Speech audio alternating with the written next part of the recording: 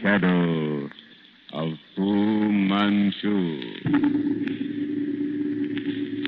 Based on the stories by Sax Rohmer.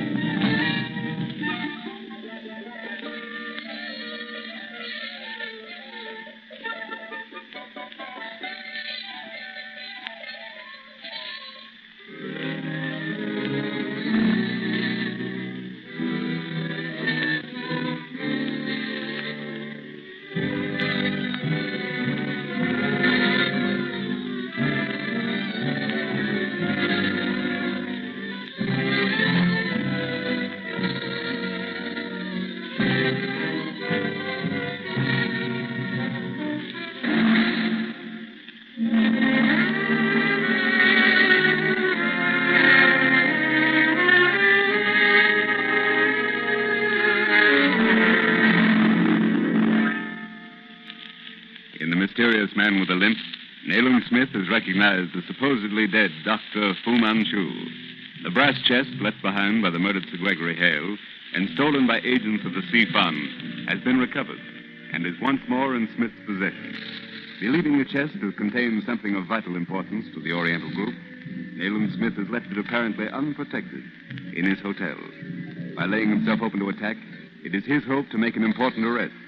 Dr. Petrie, however, concealed in the darkened chamber, stands guard over the chest. Smith and Inspector Weymouth, secreted in a nearby suite, awaiting the hoped-for Sea Fund invader, are suddenly roused by a shot and a cry from Dr. Petrie. We find them rushing across the hall in answer to Petrie's shout. Hurry, Weymouth. If only they haven't got Petrie. Petrie! Petrie! On the floor, Nayland. At the foot of the bed. Lights, Weymouth. Great Scott. How in heaven's name does he get into this room? How indeed. Get hold of yourself, Petrie, and give me a hand with him. The man's in agony. Here, lift him to the bed. There's not a mark on him that I can find. Nothing I can do, Nayland. It's obvious that he's dying. The golden pomegranates. The gold. He's dead. Dead? What a horrible death. Look at those distorted features. The golden pomegranate. Look here, gentlemen. A blonde wig, false mustache. Do you recognize him now, Petrie? Great Scott. Lewison. Myers' assistant. What the devil happened to him? How did he die? You wouldn't know, Petrie? No. I can't find a mark of violence on him. Golden pomegranate. What could he have meant by that? By Jove, Nayland. Lewison, an agent of the Sea Fund. I wonder. The brass chest, golden pomegranate. What does it mean, Nayland? If we only had the connection. If we only had. Look around, Weymouth.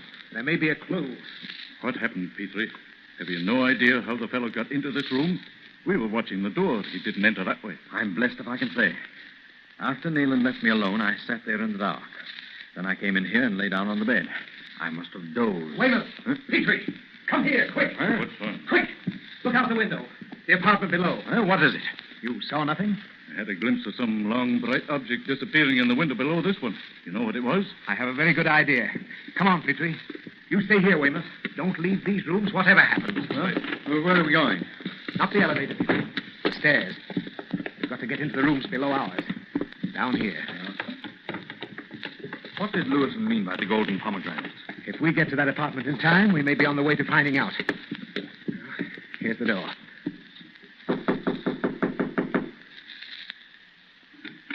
Well, what do you you want? Careful. What? How dare you? Stand back, madam. There. Close the door, Petrie. Right.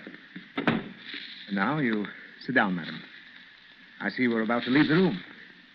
Please raise your veil. Oh, well. I suppose you gentlemen are the police. Oh, look, Petrie. The window. Wide open. You see that contrivance on the floor? Probably made of aluminum. Huh? What is the thing, Nayland? Pull off that top section. By Jove. A telescopic ladder. Ingenious, eh? That clamp at the base. Those two hooks at the top are for reaching windows on an upper floor. That's what you saw disappearing down the wall. The lady here pulled it back in the room when her accomplice failed to return. I've never seen anything like this. Yes, it is ingenious. It's an American device. Forms part of the equipment of the modern hotel thief. Folded up, it fits in that large bag there. Did you find anything else of interest?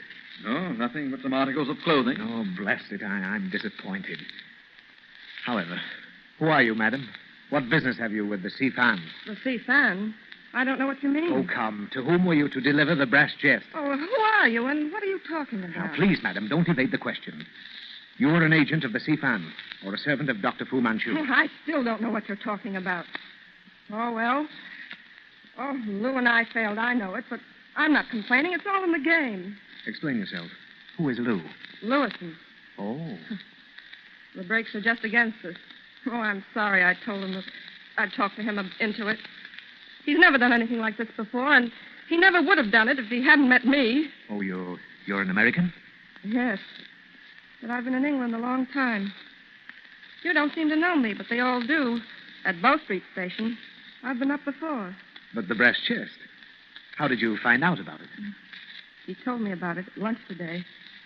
He said that if it held as much as the Hague chest, we could sail for America and go straight the rest of our lives. So you urged him into it, eh? Yeah. Oh. It's my fault. Arrest me if you like, but leave him alone. He's not to blame. False scent, Nayland. Utterly false. He couldn't have had anything to do with the Sifan. The supposed treasure in the chest led him to make the attempt with the assistance of this lady. But what caused his death? His death? Oh, you don't mean he's dead. Quite dead, madam. Well, it's my duty to turn you over to the police. But I'm going to give you a chance. You have just 15 minutes to get your belongings together and leave. Well, what are you going to do? I'm going to send the police to this room in half an hour. I suggest that you return to America at your first opportunity. Come, Petrie. We'll go back upstairs. You asked me how Lewison died, Petrie. I believe I know.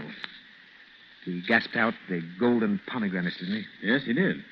But they must have been words of delirium and can't possibly have any bearing on the manner of his death. I disagree with you there, old chap. Come on, we'll open the chest. You're going What to... Yes, I'm going to try to open it for a reason which I hope will become very evident.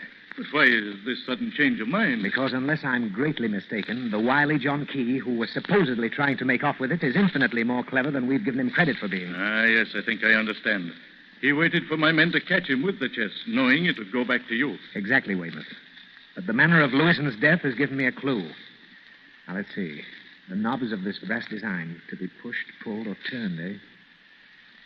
Sit down, gentlemen. This is going to be a lengthy task.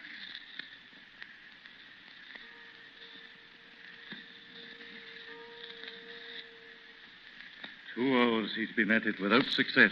A good steel pinch bar would have opened it in 3 minutes. And ruined the chest, Weymouth. Yes. However, we may have to resort to the bar. Ah! I found the combination. Oh, now look. Before I raise the lid, don't under any condition reach into that box. You understand? Very well, then. By Jove, look. Fastened to that inner lid. The golden pomegranate. Yes, the golden pomegranates. They form the knobs or handles to that second lid. Beautifully carved, eh? And there's a hollow in each one to accommodate the fingers. Open it, Nayland. Presently. First, though, I want you both to come into the other room with me. We'll have another look at Lewison. Examine his fingertips, Petrie. Ah, badly swollen, eh, Doctor? Yes. Look here. The index finger of both hands, oddly discolored, as though bruised from the nail up. When I first examined him, I took this discoloration to be the effects of some sort of acid. So did I. Antique dealers, in some cases, use acid to distinguish the real from the imitation. Now, back to the chest. I don't suppose either of you has a pocket knife containing a hook. No, but these handcuffs here, how'll they do? Better still.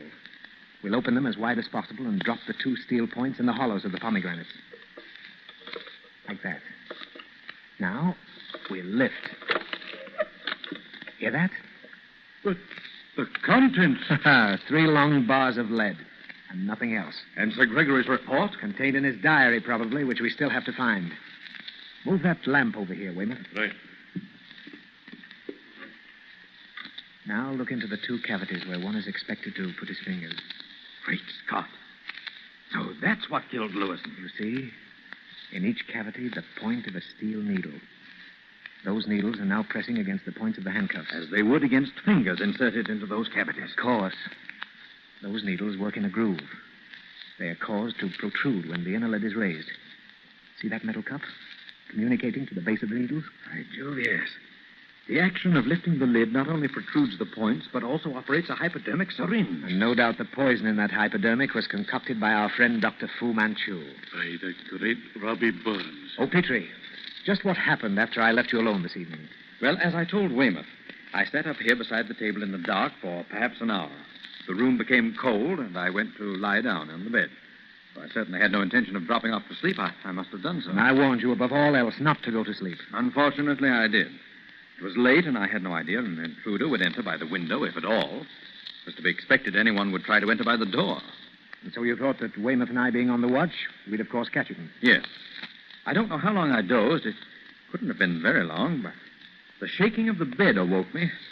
I don't believe I shall ever forget what I saw leaning over the foot of that bed. Oh, come, get to the point, Petrie. It was Lewison, of course. But a more inhuman, distorted face I've never seen. It gibbered at me crazily. His trembling hands grasped the bed rail, caused the bed to shake and rattle. Lewison was in agony and probably trying to get your help. He knew you were a doctor. Yes. He staggered round the foot of the bed, whispering something unintelligible. I fired as a signal. Then he fell to the floor. Heaven forgive the poor devil. He died in my stead. And now, Petrie, Dr. Fu Manchu will stop at nothing.